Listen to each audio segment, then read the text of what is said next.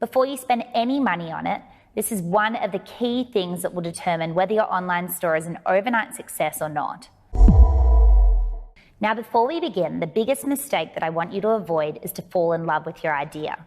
Because when it comes to e-commerce, you need to be selling what your customer wants, not what you think they want.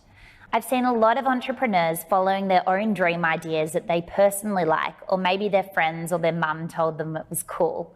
But they didn't take the steps to prove that there's a market for their product beyond themselves. And here's a simple way to find out what people want before you sink your money into the wrong product. You validate. You test that there is demand for your idea before you manufacture it.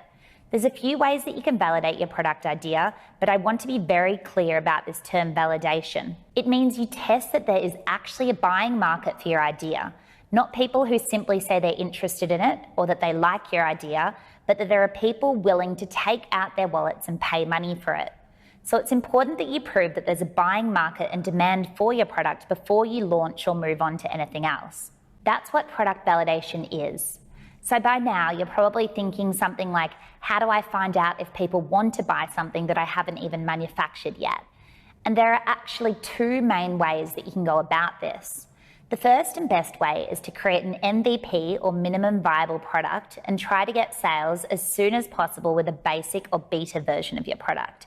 For example, when I started Skinny Me Tea, I was making my own blends of detox tea and selling it to the girls in my office. No fancy packaging, no fancy marketing or branding, but it proved that my target audience would actually pay money for my product.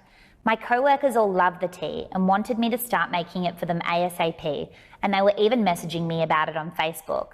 That validation cemented the idea for me, and I knew that I was onto a winner. So I had the best kind of validation, sales. So where possible, you want to try and create a prototype or basic MVP of your product to see if this is something that people will actually buy versus saying that they will.